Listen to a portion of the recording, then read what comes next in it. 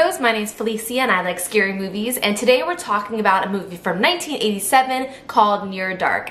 Now this is a Patreon requested review and I was excited to talk about it again because I talked about this movie on the Sinister Sisters podcast, which is the podcast I do about women in horror, because we were talking about Kathryn Bigelow, who is this movie's director. So Kathryn Bigelow wrote this script with Eric Reed and then she also directed it. You also might know some of her work, The Hurt Locker or Zero Dark 30. She's a very accomplished director, but this was one of her first movies. And so her and Eric Reed, they actually wanted to make a Western, but in the 80s, no one was interested in watching Westerns or funding them. So they had to decide on something else. And what was really popular at the time was, you guessed it, horror movies. So instead they compromised and made a vampire Western, which is how we got Near Dark. So this movie is about a cowboy named Caleb. He lives with his dad, who's a veterinarian, and his little sister. And one night he meets this mysterious girl named May and falls for her immediately and is kind of a jerk to her, but then she bites him. Turns out she's a vampire. And he ends up running with her gang of people who are terrorizing him, terrorizing his family, etc., etc. So basically this is an interesting vampire tale because first of all, they never say the word vampire, but they're just using enough of the lore that you understand it. They can't go out in the sun, they drink blood. There's never anything about invitation into houses or mirrors or things like that. Now I think this movie does a really good job of blending the Western and horror genre. You get a lot of fun blood stuff, you get a lot of good gore, and you also get a lot of like the traditional like big open landscape shots of Westerns. You get a shootout, you get these sort of like rough and tough characters. And so it's a nice little blend. One of the funniest things about this movie to me is like the script itself. Like the lines are very silly to me, and I didn't really notice it as much the first time I watched it, but as I was rewatching it, like the first time Caleb meets May, she's like eating an ice cream cone and he literally is like, "Can I have a bite?" And she's like, "Bite?" And I'm like, oh my god, vampires? Okay, this is like a little cheesy, but somehow it still like works. And because a woman directed this movie, you know I'm going to talk a little bit about the female gaze in this movie. So the first thing I want to talk about is when May actually bites Caleb for the first time. So basically they're driving. May says, "I want you to drive me home." The sun is rising. She needs to get to shelter immediately. He doesn't know she's a vampire. And so he basically stops the car and says, "I will only drive you home if you kiss me," which like, excuse me, no, Caleb. But she looks at him and she says, okay, she kisses him and then she bites him. And that was, I like that part. I will say I don't love the character of May. I think she's a little bit boring as an actress and as a character.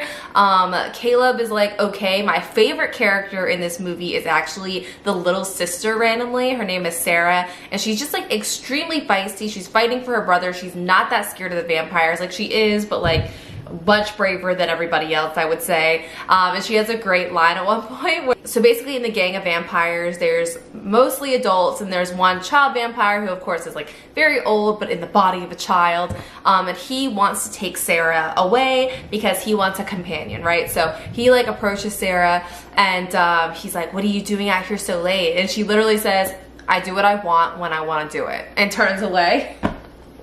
She's like, she's a great character. I would say probably the strongest female character of the movie is this like 8-year-old. Now let's get to some ratings and then I'm gonna give you a sad fact instead of a fun fact. Sorry. The scare for this, I'm giving a 2. I don't find this movie particularly scary. It's a fun vampire tale, but it is very predictable, and so I never felt like super overwhelmed or surprised.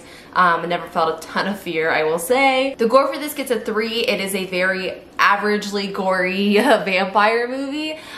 There's some casual blood sucking, and I would say one of my favorite, like, it's not even a gore moment, it's just a blood moment, is there's this one vampire, it's like the tough vampire, like the cool kid vampire, and he's like standing at a bar and he's got like this shotgun and this leather jacket on, and his face is just like burned and covered in blood, and he's smiling, and that's like my favorite shot of the movie. Like it's very, that is for me the perfect blend of like the Western and the horror movie, like that image.